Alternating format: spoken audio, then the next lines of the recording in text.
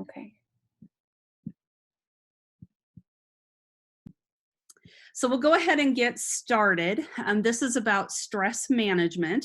And I learned a lot about stress management in massage therapy school. I am a licensed massage therapist and then went on to become a board certified holistic health practitioner. So one thing that I learned in doing that schooling is how important stress management is. And I always kind of have to laugh a little bit because I can't really find one person that doesn't have some kind of stress in their life.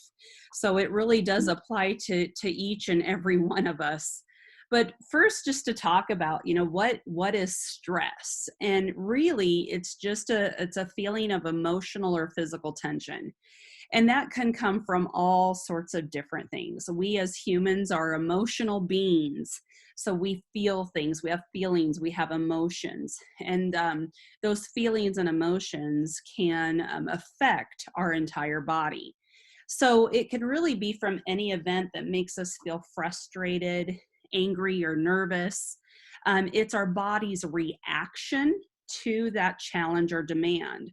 And one thing about stress is we tend to forget that stress can actually be a good thing. Um, it can help us avoid danger or alert us if danger or fear or something like that. So it's not that stress is necessarily a horrible thing, but we do know that when stress lasts for a long time, or it's kind of like a chronic stress, then it can have bad effects on our health. So when we look at stress, there's acute stress. Now, this is short-term stress. It goes away quickly.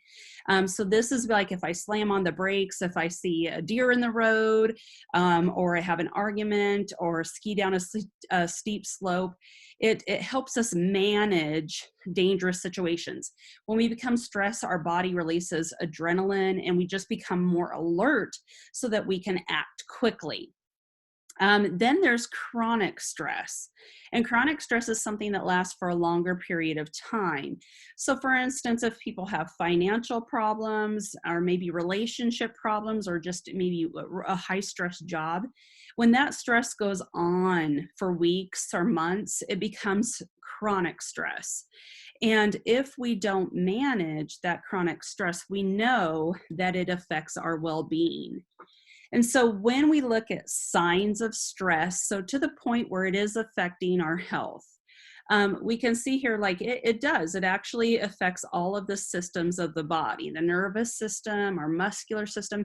A lot of times people will come in for massages and they will say, I have such a high stress job and my neck and shoulders are just like bricks. And they are, because that's how the body, that the muscles tighten up with stress.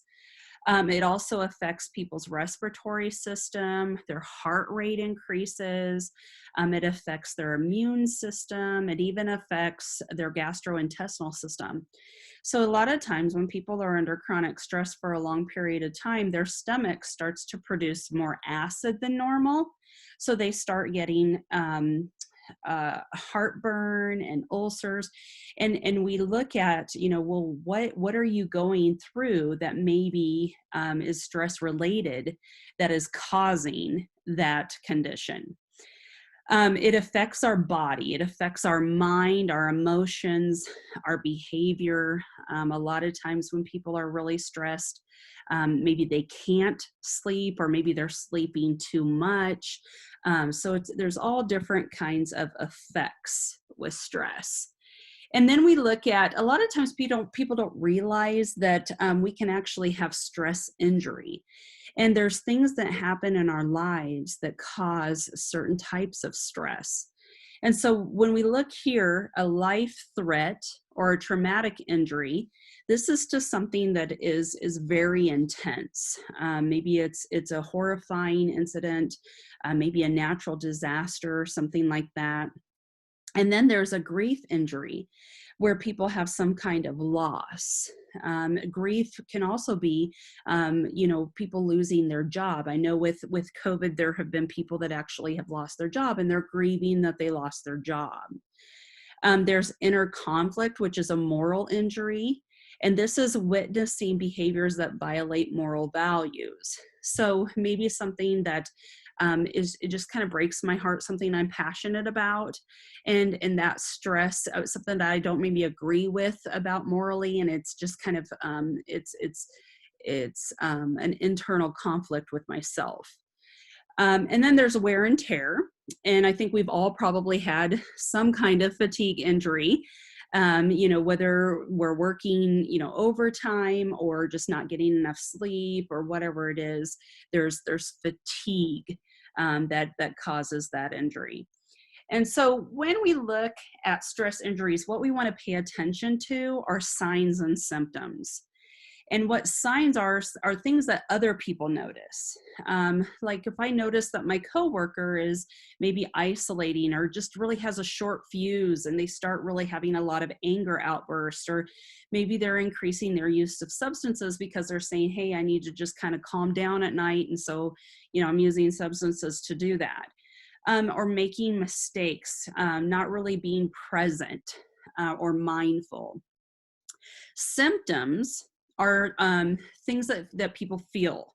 So not feeling in control of our own body, our emotions, our thinking. A lot of times people, when they become really stressed, they become very numb or disconnected.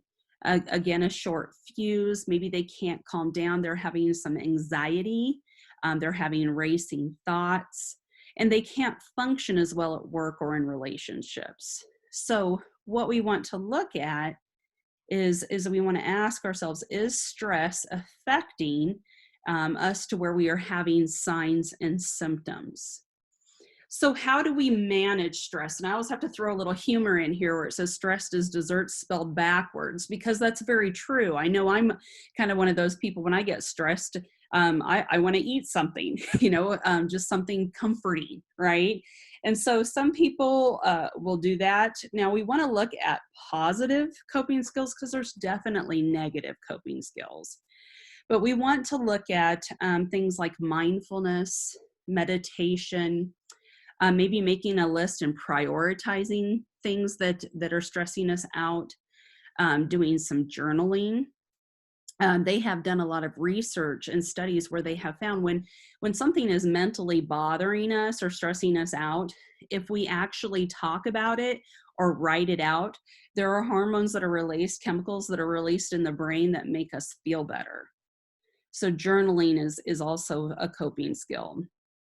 Breathing exercises, there's a lot of research that show that deep breathing exercises helps, and we'll kind of go into that. Massage is definitely something that helps relax people. I know a lot of people, when I'm done with a massage, they're like, oh my gosh, I could just go to sleep. It's because their body just got so relaxed. And of course, exercise. People don't realize that exercise is one of the most underutilized antidepressants that are out there. So when we look at how do we manage stress, there's kind of some things that we kind of like a process that we can go through. First is we want to avoid the stressor. We want to try to identify, what is this that's stressing me out? What's bothering me? And then kind of try to look at it from a different perspective and say, what about this stressor maybe is good? Or what good could come out of it? And then look at, what would be the long-term impact of this stressor? Let's say in a month, in 3 months, and in a year. And so let's say that I take on a second job, and the second job is just burning me out. Well, the positive thing is maybe I could get ahead on my bills or pay some bills off with a second job. But then I need to ask myself, is it really a good thing for me? Is it good for my health for me to continue to work this job beyond that? So it's just kind of looking at the stressor and analyzing it, and then possibly altering the stressor. So we may have to say no to things that cause stress. I know that we're in a society now where people can multitask like no other. And sometimes people have a hard time saying no. And then we want to change the way that we're working with the stressor. If I'm using negative coping skills, like possibly drinking or whatever, looking at how am I dealing with it? And then communicating my needs and wants. The thing about stress is a lot of times people are willing to help us, but are we willing to ask for and accept the help? And then we go on to adapting the stressor. So changing our opinion of the stressor, and look how it can be positive. For instance, it says, I have a lot of work, but if I do well, it means a promotion. So trying to look at it as a little bit different perspective in a positive way. And then accepting the stressor, which finding other outlets to handle the stress, develop a tolerance, and let things go that you can't control. I know a lot of times we really do want to try to control our environment because that makes us feel like, kind of safe and that we're secure, and we don't like when things are out of control. But we also have to look at it and say, do I really have control over this? And if I don't have control, we got to let it go. So I would say don't carry things that you can't carry. Um, Tips for relieving stress. We know, as everybody preaches, staying hydrated. Hydration is really important because everything, all the cells in our body work well when they're hydrated.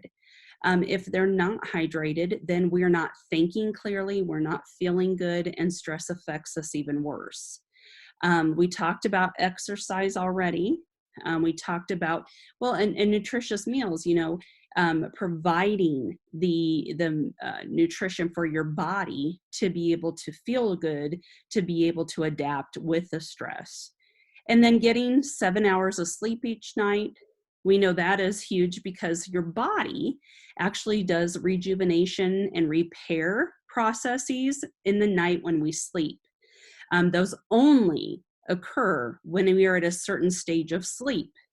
So if I go for 7 nights in a row and I'm not getting that repair to that repair rejuvenation state, then that stress continues to build and build and build in my system.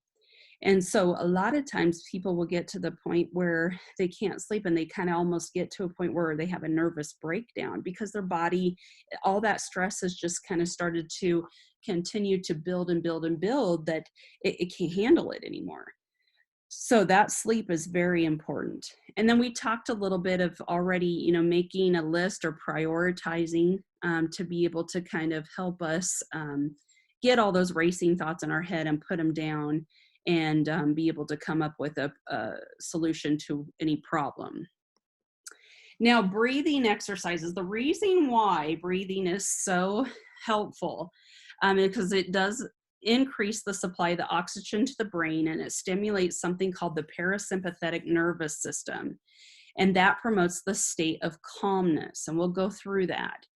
But breathing techniques help you feel connected with your body. It brings awareness away from the worries in your head, and it quiets your mind. So when we talk about the parasympathetic nervous system, we have two nervous systems in our body. One is sympathetic, one is parasympathetic. The sympathetic nervous system is our fight, flight, or freeze response. It's very good that we have a sympathetic nervous system, because if we are put in danger or fear, it increases adrenaline. It makes us more hypersensitive and alert so that we can do the things that we need to do. If we're out walking in the woods and all of a sudden a mountain lion comes out, our sympathetic nervous system is going to kick in. Okay. Now, one thing about the sympathetic nervous system is people that are under a lot of chronic stress, that sympathetic nervous system starts to be more and more in effect. The more that the sympathetic nervous system is taking over, the more people are apt to have mental illness, anxiety, things like that. So what we want to do is we want to strengthen our parasympathetic nervous system, and that's our relaxation response. So whenever our sympathetic nervous system kicks in, the parasympathetic comes after, and everything gets slow. Our breathing goes back to normal. Everything, which it helps conserve our energy. It's a good thing. Okay. So we probably know people that are they are very on edge all the time. they have a heightened sympathetic nervous system. And so a lot of times when people are in that state, they become diagnosed with anxiety disorders or obsessive compulsive disorder, things like that. So what we want to do to try to prevent that is do things that exercise our parasympathetic nervous system. And those are the things like deep breathing, meditation, massage, all of those kind of things. So when we look at deep breathing, this is something that we can control. It's something that we can do at any time pretty much. If I'm having a very stressful day, I could, go to the restroom, sit down and do box breathing, And what box breathing is, it's kind of becoming pretty popular. It's also known as square breathing, but it's just a technique where people are taking slow, deep breaths. It gives them better performance and concentration, and also relieves stress. Now, I will share with you guys that box breathing is something that athletes use, Olympians use, the U.S. Navy SEALs, police officers, nurses, because they are in high risk, high stress professions. And so it's something that they can do throughout the day to strengthen or exercise their parasympathetic nervous system. And then I'm going to share this with you guys. You're welcome to go on. There's a guided exercise on how to do box breathing when you click on this. So you're more than welcome to check that out if you'd like. And then, Michelle? Yes, go ahead. We had our staff go onto these websites and create a small, like a how-to step for the kiddos. And we posted that on our Learning Genie. So Monica and Anna, you guys have that on Learning Genie, and it's got brief steps for you guys to take with your kiddos in trying this breathing exercise as well. Oh, great. Thank you. Good idea. It can feel a little uncomfortable at first to try this, but I'm telling you, once you guys do it, and you really have to, it's kind of like riding a bike. You're not just going to get on a bike and just ride it perfectly. It does take a couple times to do it before you actually really feel like you're getting the benefit from it. But also this meditation and mindfulness link, this is another one where it can actually guide you through on how to do meditation. So I would encourage you to also check that out if you haven't already. So really that's about it. Like I said, this is my information. I do have a clinic here in Hastings. And here's my information and website if you guys ever want to check that out, or you have any further questions or anything that I can help out with. But at this time, I guess I'm just going to ask, is there any questions or comments that anybody has at this point? Okay. All right. Well, thank you guys for attending, and I hope it's helpful information. Yes, thank you so much. We appreciate it. I'm glad you guys invited me. So, all right. We wish there had been more